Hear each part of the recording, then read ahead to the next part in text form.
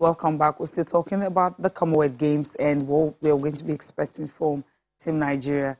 Well, it's in April. It's just here. And the thing is, well, I think good news is this time around, we're not thinking about funding in the sense that when I spoke with the Secretary General, Tunde Pokwole, is talking about the fact that money is concerning that have been released, kits, where the athletes are going to stay, the welfare, everything is all done. Then for basketball, he laid emphasis on that. The basketball issue is the fact that they have a camp here. They also have another one in the US. They all will train together. They will train differently, and then all of them will come together in Australia. But they're going to be, early camping, of course. By I think in 2 weeks' time, we might just have a camp there where all these athletes will come together and all that and see what they can, do.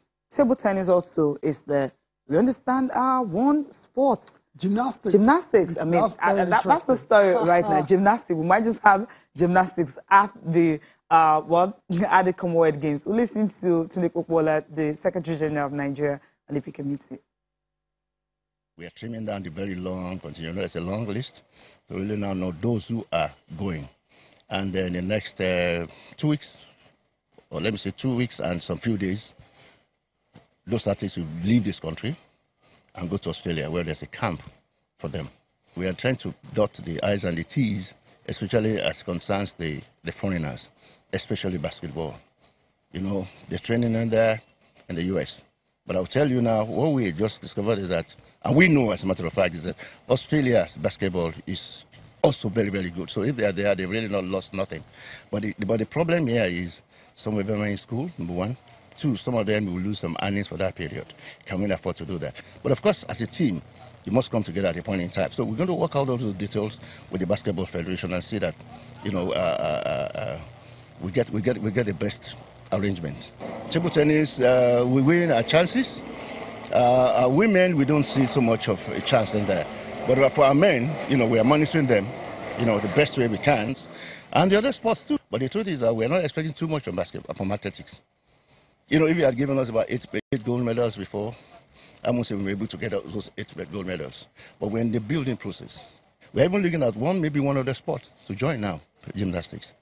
There's been champions in Europe. There's one champion also in Britain. I will not release the names right now, but I can tell you these are also podium champions, which we're now thinking, yes, we should get them in.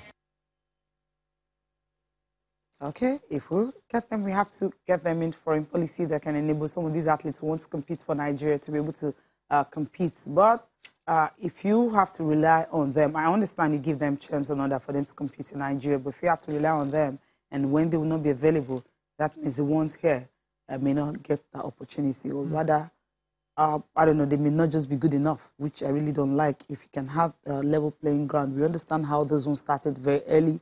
With the ones here, they don't start early because of funding and all that. But once they get to a particular stage where you feel you can support them, then you can actually support these athletes for them to be at the same par, with their foreign counterparts. Yeah, I mean that's the ultimate goal at the end of the day. But as it is right now, I'm not too sure there's too many home-based gymnasts that can actually go and represent Nigeria at that stage. So maybe that's why they will have to depend on the ones that are based overseas, first of all, then, perhaps in future events, by the time the sport gets developed to that level, they will. It's similar to what we talked about in athletics as well, to Cecilia. So they have their work cut out. That's the Nigerian Gymnastics Federation. It's time to develop the sport and try and take it to the very next level. That's it for the Commonwealth Games. Let's move on. Let's talk about the WAFU Nations Cup. Yeah.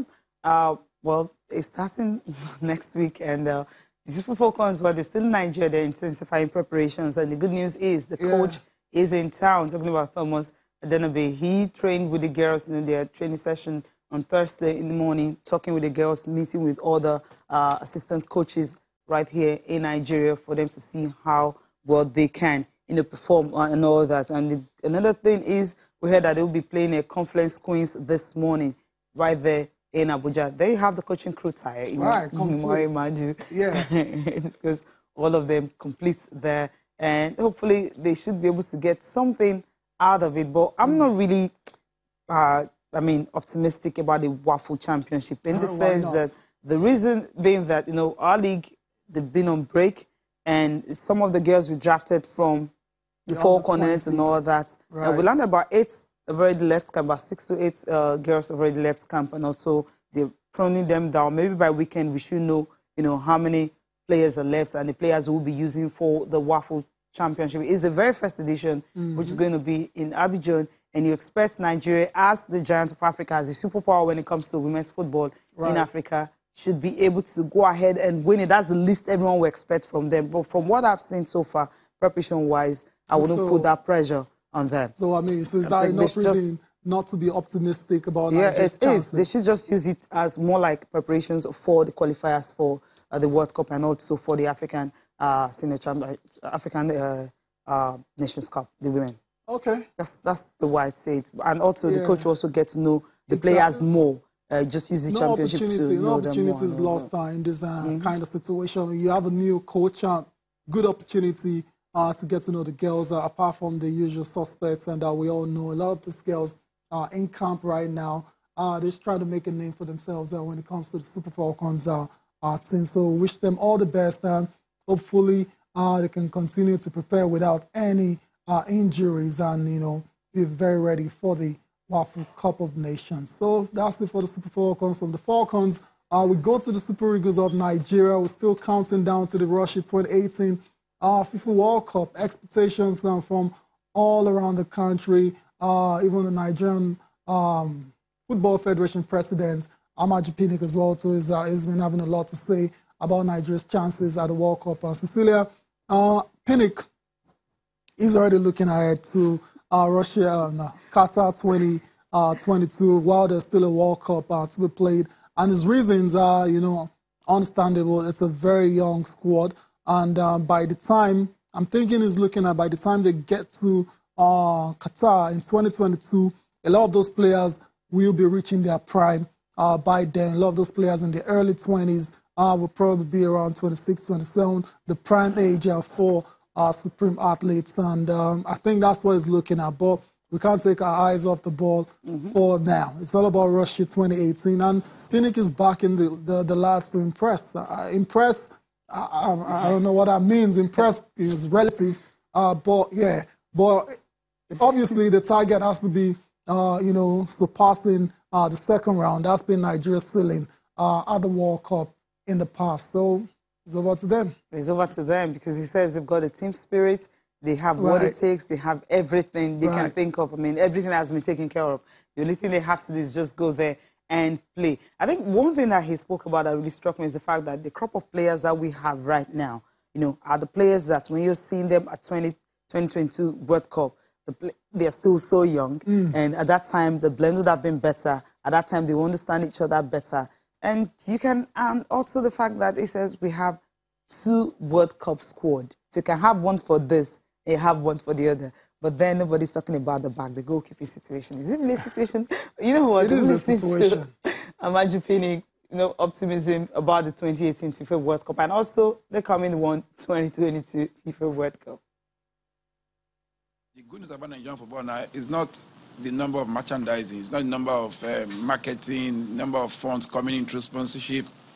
It's the fact that we have a young team. We have a young team that can play 2 Nations Cup. Conveniently, we have a young team that can play 2 World Cups. Look at Victor Osimhen, look at the Wakalis. Just look at those players, even Tyrone, look at Brown, loads of them, Kelechi, Ndidi, all these are young enterprises. That's why if you look at the statistics, Nigeria is the youngest team going to this World Cup. Like I keep saying to my colleagues, we say it and we joke about it, that we have, our team will be better prepared for 2022 World Cup than this World Cup, than this present World Cup. But I believe we're going to spring a surprise in this World Cup because there's one thing that counts for the Super Eagles right now: team spirit. Yeah, that team spirit. That's the watchword. That's the watchword. Once you have that team spirit, everything is possible. Yeah, and I mean, we've seen it all through the qualifying campaign. You have to say that played a crucial role in Nigeria, coming out of that very difficult group. Team spirit, character, players are showing a lot of seriousness when it comes to national assignments, reporting to camp quickly. No Never used to be the case. Of injury and all that. Okay, yeah. No missing of your way to you know all the stories. I'm like, were they really true? Yeah, who knows? So if you believe those stories, anymore, then I have a bridge I want to show you at the back of my house. But that's no longer the case now. Yeah. Everyone is on the same page, all the players, and everyone looking forward to going to Russia to represent the country very well. The friendlies will start in earnest, and we can start to gauge how Nigeria, how ready the Super Eagles are for the World Cup in Russia. Let's, we're just going to take a pause and take a few messages on Twitter, and not surprisingly, a lot of them are about the African Wrestling Championships going on in Port Harcourt. Professor Chris Enaina, we have your message this morning. You're saying congratulations to all the participants at the competition in Port Harcourt, and kudos especially to Team Nigeria for all the medals and all the exceptional performances so far in River State. Cecilia, more messages before we go on with the show. Yeah, definitely. This one is coming from Olibe. He says, okay, I'll take this one of the African Wrestling Championship. He said, is this African championship we're not only in this African championship we are not only hosting for other African countries to see our culture, we are hosting to win. And he went for that to say that more exposure of these athletes competition like this will boost their individual morals in the world. And kudos goes to Daniel Garlin and also our River State government for supporting our wrestling in Nigeria. More coming. I'll take this one from Tamin Toye, if that is your name. Okay, Tamin Denko, I think that's the real name. Daniel Gale is the best thing happening in Nigerian sports. Wrestling is my only hope in the Commonwealth Games. That's a huge one. Interesting, yeah, very, very interesting. Okay, maybe we'll take the orders coming from other sports now. Talking about athletics. We'll do that much later. The ones coming from other championship. I think Olibe is saying something that had to do with the Commonwealth Games. He says it's high time we start depending on our local home-based athletics in all competition. The key line is exposure and training, which is good. And missing our foreign-based athletes Commonwealth Games show that our grassroots development program is indeed lacking. Catch them young. That's what Olibe, the message he's sending to the Nigerian Olympic Committee and also all the sports federation, because, you know, if you develop the ones you have here, adequate training, you know, good welfare and all that, they can really compete very well, you know, at the very high level. I remember those days where you have, you know, the local-based athletes and the foreign-based athletes, they all come here for the trials. And whoever, get to make it out, then you qualify for the Olympics. But this summer, we're going to be having the all Nigerian trials in Abuja, you know, starting on Wednesday, Valentine's Day on the 14th. But then most of the foreign athletes obviously will not be coming because we hear the gist that they don't even have money to fly some of them down. So you're going to rely on the ones here to just compete. While those ones, if they meet the mark already, they can, you know, come for the Commonwealth Games. But the ones here, we hope that they will have more athletes making that cutoff mark. This news that we're hearing, some of these foreign-based athletes may not make it down to the Commonwealth Games. So you just have to rely on the ones here, have a good time return, and then these ones that qualify for it will just be the ones to go there. But then, if some of them are going for the very first time, you wouldn't have so much hope, you know, in these athletes, simply because we have other countries that are better prepared, ready, you know, to really, you know, take the tournament by storm. Interesting. Now, we talked about how all the federations really, they have their work cut out in terms of developing, because the guys that we have at home, despite the fact that they have, you know, really talented, a lot of them with very high ceilings, they might not just be ready for major competitions, and that's why they need to continue to expose them. That exposure, one of the messages talked about, for example, the wrestlers in River State now getting to compete against the best from Africa, Egyptians and Tunisians, and that helps them, you know, gauge where they are, what level that they are, and situations like that. So the exposure is very important, and the sporting authorities in the country as well too, they need to do a lot. A lot of them are new, and 2018 is going to be a very, very crucial year for them. We need to go on a break now. When we come back, we'll be looking at what the papers are saying.